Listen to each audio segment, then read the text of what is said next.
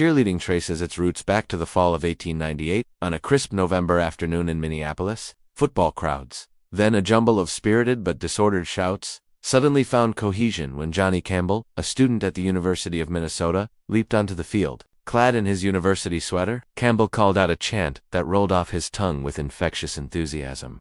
Rah, rah, rah, Sky-Yuma, hoorah, hoorah, varsity, varsity Minnesota H. In that electrifying moment, the chaotic roar of spectators transformed into a unified voice, and organized cheerleading was born. Before Campbell's historic leap, support for college teams was an unorganized affair. Fans bellowed encouragement in disconnected clusters, competing to be the loudest section rather than the most cohesive. There was no choreography, no signature calls, and certainly no pom-poms. Many early 19th century sporting events resembled rowdy fairs more than coordinated rallies. Campbell's innovation lay not just in his chant but in his recognition that a single leader could harness the crowd's energy and direct it toward a common goal, boosting team morale and intimidating the opposition. Within a few years, the concept of organized cheering spread beyond Minnesota's campus. Ivy League schools, always eager to refine trends, embraced the structure Campbell had pioneered.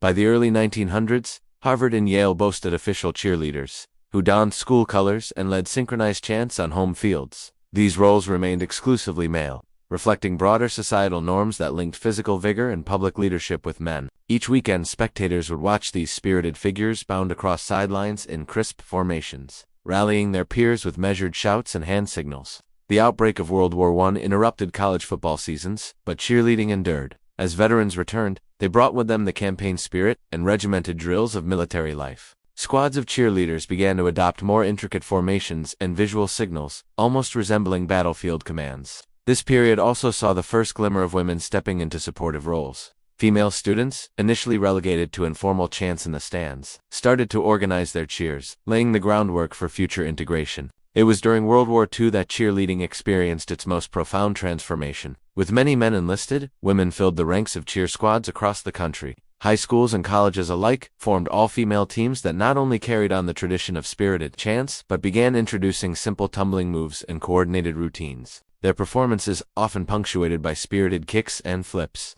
captivated audiences and demonstrated that cheerleading was far more than mere sideline pep. The post-war era ushered in the golden age of cheerleading. Television broadcasts of college football exposed cheerleaders to millions of viewers. Manufacturers, recognizing a growing market, produced brightly colored pom-poms, cheer skirts, and megaphones. Schools established cheerleading as an official activity with tryouts, uniforms, and coaches. What began as a student's impromptu rally cry evolved into an athletic endeavor requiring strength, agility, and teamwork. Cheerleaders trained year-round, balancing academic responsibilities with increasingly demanding practice schedules. By the 1960s and 1970s, cheerleading had expanded into competitive arenas. Regional and national contests emerged, where teams debated over cheer composition, stunt complexity, and precision. Elements borrowed from gymnastics, tumbling passes, pyramids, basket tosses pushed the boundaries of what a cheer routine could be. These competitions spotlighted cheerleading as a sport in its own right, not just an accompaniment to football or basketball games. Squads traveled in buses, coaching staffs grew, and choreography became ever more elaborate. As the decades rolled on, cheerleading's identity continued to evolve. Title IC's legislation in 1972 further opened doors for female athletes. Elevating cheer squads alongside other varsity sports, colleges began awarding scholarships to talented cheerleaders, acknowledging the physical rigor and dedication the discipline demanded. Meanwhile, social media amplified spectacular routines, viral stunts, and heart-stopping aerial maneuvers, inspiring a new generation to tackle back handsprings and partner lifts in driveways and local gyms.